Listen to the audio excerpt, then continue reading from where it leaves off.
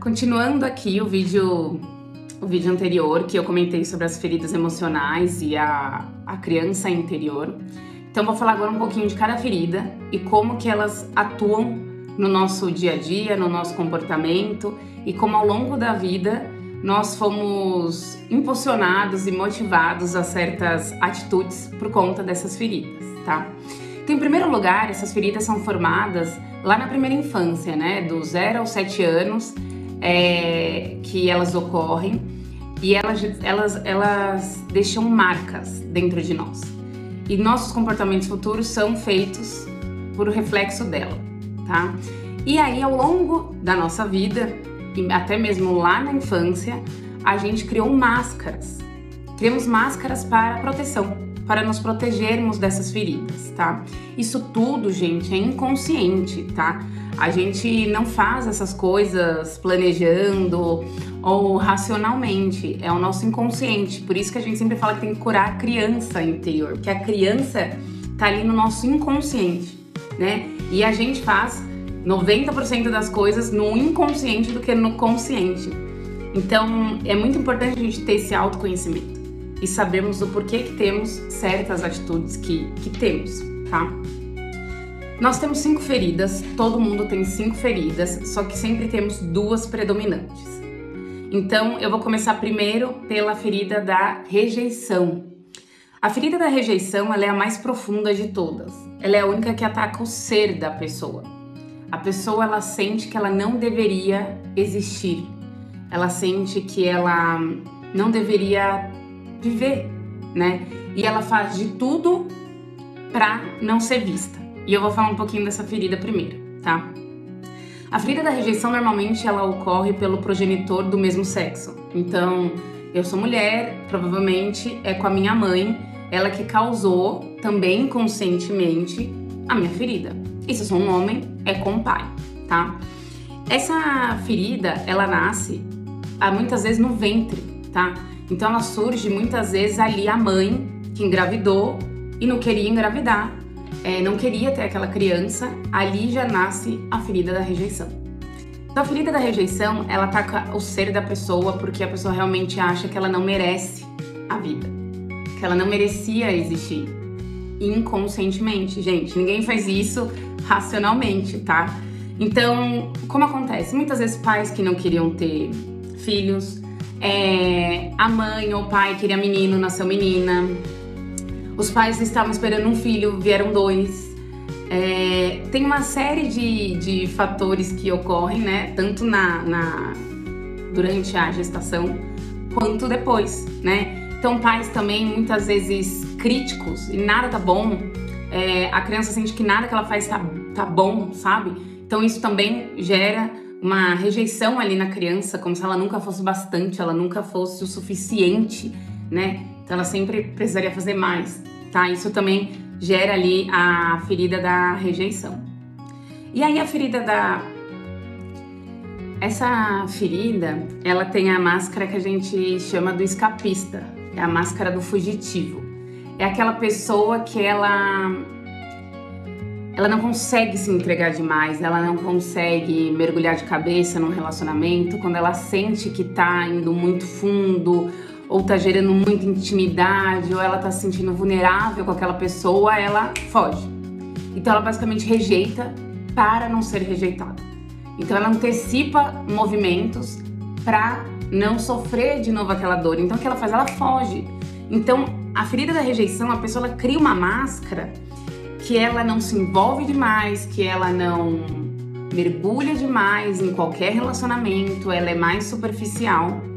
E quando vai chegando num nível muito profundo, um nível que ela começa a perceber que ela tá ficando vulnerável àquela outra pessoa, o que a pessoa faz? Ela foge.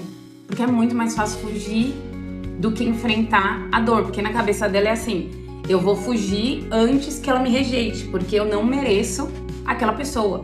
A ferida da rejeição, ela tem uma dor profunda de não se sentir o suficiente. Ela não se sente bom bastante para aquele relacionamento, para aquela pessoa, para a vida, para os pais, porque ela sempre achou que ela não era boa, que ela, na existência dela, não era o suficiente, sabe? Então ela tem problema de autoestima, ela não se sente valorizada, ela foge das relações antes que a outra pessoa fuja dela, né? Então ela basicamente antecipa alguns movimentos que acontecem, né, em relações, muitas vezes.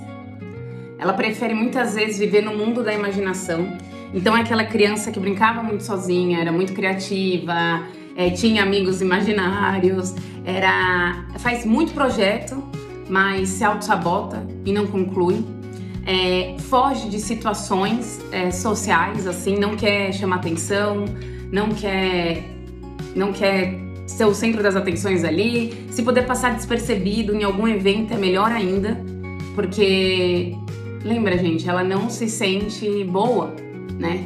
Então, pra ela era melhor fugir. Então ela se auto-sabota naturalmente, se isola, fica em projetos que muitas vezes não vão dar em nada. É normal dessa ferida ela se isolar, tá? Mas por uma proteção mesmo. Então ela se auto-sabota em vários sentidos, né? Então tanto no sentido de não mergulhar de cabeça, de se afastar quando percebe que tá tendo envolvimento, ela se isola socialmente, ela não vê autovalor, não vê, a autoimagem dela é distorcida, né? Ela não se acha boa, bonita, inteligente, é uma pessoa com uma autocrítica muito grande.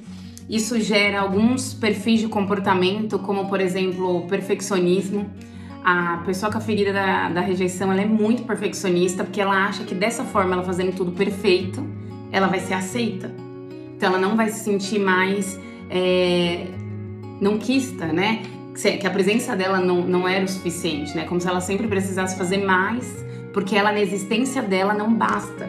Então ela tem que fazer mais, tá? Então esse também é um dos comportamentos dessa ferida. E tem dificuldade de impor limites em algumas situações, tá? Elas são mais introspectivas, têm olhar mais evasivo, para não gerar tanta conexão ali, tá? Então tem um certo desapego, uma necessidade de manter um distanciamento por segurança. Tudo isso são características do comportamento, tá? Da pessoa que carrega a ferida da rejeição, tá? E tem algumas características físicas também. Essa ferida são pessoas que, na essência, tá? A gente sabe que ao longo da vida os corpos vão se transformando, a gente começa a malhar ou faz procedimento, o corpo muda da pessoa. Mas assim, o corpo que naturalmente é da pessoa, na ferida da rejeição, é um corpo esguio.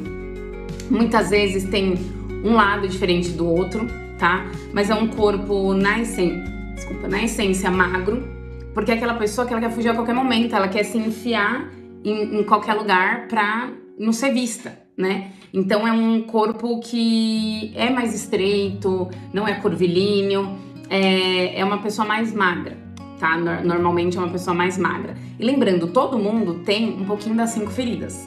E tem 2 que prevalecem na gente. Muitas vezes o seu corpo vai falar a sua maior ferida, tá? Então todo mundo tem 2.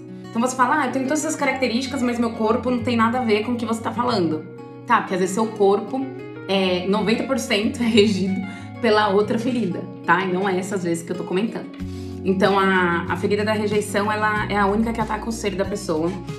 E a pessoa cria tudo isso, essa máscara de autossuficiência, mas que ao mesmo tempo é uma fuga para ela não se envolver, e vai gerando muito conflito interno dela, né? Porque ela não consegue sair do lugar ali. Então ela inicia projetos e muitas vezes não termina porque ela se auto-sabota, porque ela não se acha boa ou ela tem medo.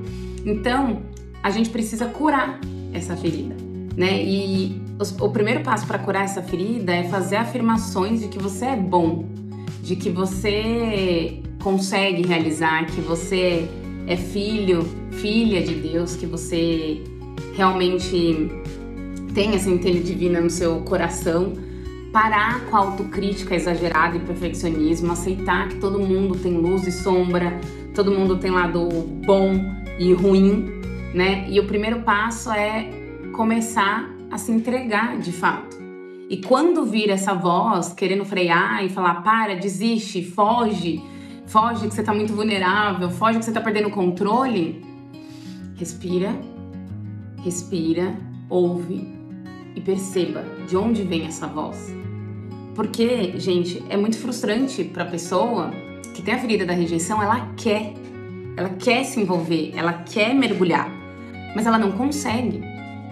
E é muito doloroso para quem tem essa ferida, porque ela sente que ela vai, mas é barrada, sabe assim? Tipo, algo nela dá um alerta, um sinal e fala, para. Tipo, não é pra você seguir. E isso vai repetindo ciclos. E as pessoas vão vivendo esses ciclos, né? Vamos supor, às vezes uma pessoa tem a ferida da rejeição no relacionamento. Ela vai se envolver em mais 50 relacionamentos. E não vai se permitir mergulhar.